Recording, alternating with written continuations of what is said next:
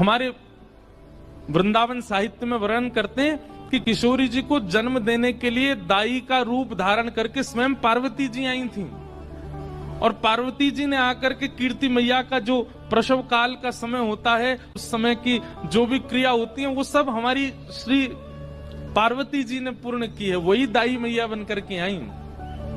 महादेव के मन में आयो कि आप तो दर्शन करके आ गई, अब हमारी बारी है दर्शन करवे की। महादेव त्रिपुंड लगाए, हाथ में त्रिशूल लिए, जटा जूट बांधे। 1 वर्ष पहले तो नंदगांव गए थे, वहां लाला को दर्शन करके आए।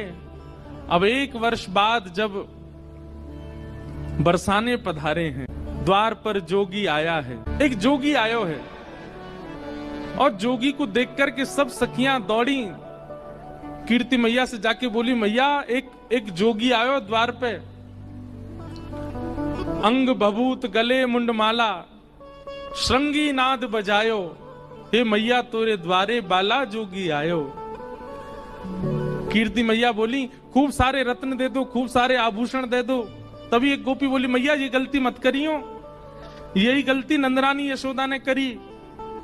बोले कैसी गलती? बोले उनने भी लाला को दर्शन नहीं करायो और रत्न आदि देकर के भेजना प्रारंभ कियो। ऐसो रोयो कन्हैया, ऐसो रोयो कन्हैया, कोई तो शांत नहीं भयो। फिर वह बाबा को भीतर ही बुलानो पड़ो, और यही बाबा ने जाय करके ऐसो मंत्र फूंको, लाला आज तक अला बलांते दूर रहे। इतने बड़े बड़े राक्षस आ जाएं फिर भी लाला को कोई बाल बांको ना करे। अरे पूरे गोकुल में तो यही हल्ला है कि यही बाबा की बभूति ते ही लाला की रक्षा होवे।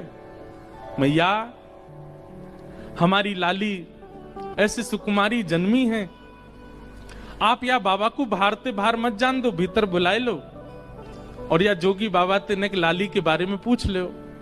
बंधुओं, महादेव सतत राम नाम जपते हैं, ये तो सबको पता है, पर महादेव के कंठ में, महादेव के हृदय में, महादेव के चित्त में सदा श्री किशोरी जी का गुणानुवाद चलता रहता है, ये हमारे ब्रज के लोग ही जानते हैं।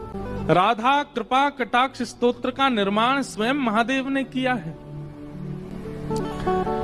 महादेव भीतर पहुंचे, जैसे ही किशोरी जी का दर्शन किया, नेक्सी सी लाली को देख करके महादेव तो मंत्रमुग्ध हो गए।